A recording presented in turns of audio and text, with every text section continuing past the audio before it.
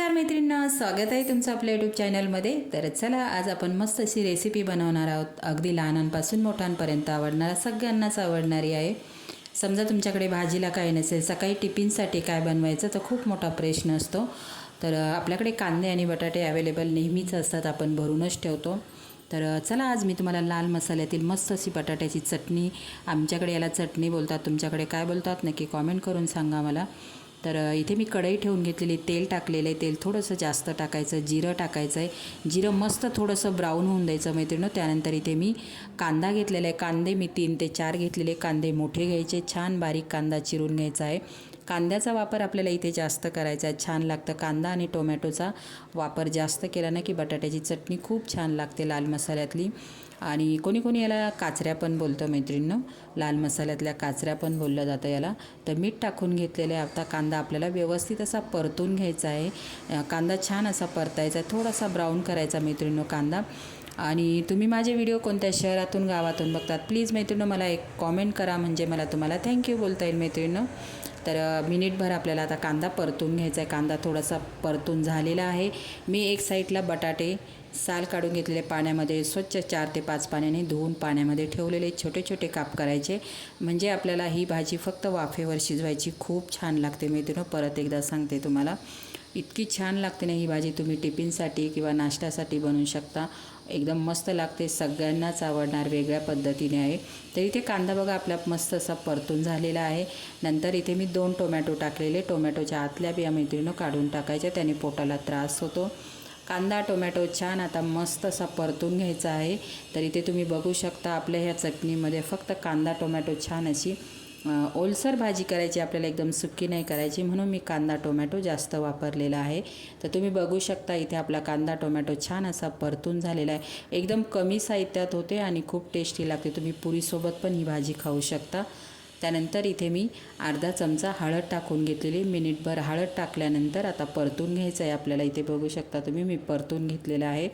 आणि आता याच्यामध्ये आपल्याला बटाटे टाकायचे आहेत। मसाला आपण नंतर वापरणार आहोत, वरून टाकणार आहोत आपण मसाला, कारण कसं तर आमचा तो मसाला पूर्ण तळलेला असतो तेलामध्ये, त्याच्यामुळे तेलामध्ये आपण जेव्हा फोडणीमध्ये टाकतो ना तर जळल्यासारखा वास येतो भाजीचा, त्याच्यामुळे आम्ही तो मसाला कोणत्याही भाजीमध्ये टाकायचा असेल तर वरून टाकतो।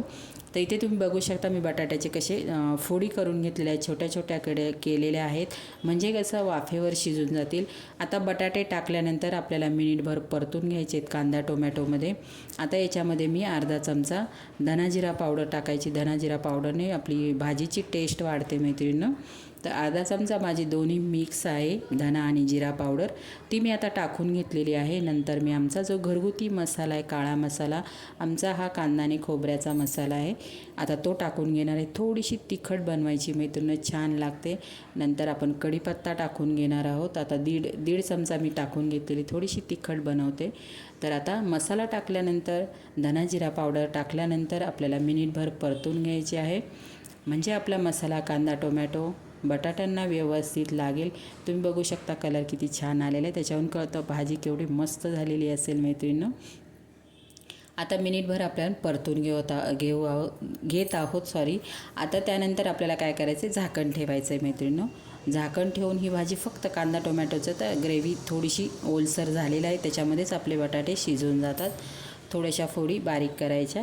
आता आपण थोडासा कढीपत्ता, मस्त असा हिरवागार कढीपत्ता टाकायचा, छान एकदम आपल्या भाजीची टेस्ट वाढल्या जाते। आता कढीपत्ता टाकल्यानंतर मिनिटभर परतून घ्यायचं। मी आता झाकण ठेवणार आहे 2 मिनिटासाठी, कमी गॅस ठेवा मैत्रिणींनो। तुम्ही बघू शकता किती ओलसर अशी मस्त भाजी आहे।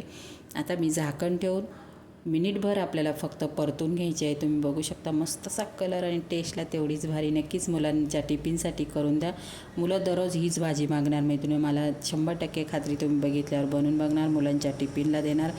झाकण ठेवायचं आहे 1 ते 2 मिनिटासाठी, झाकण ठेवून मस्त अशी कमी गॅसवर वाफवून घ्यायची।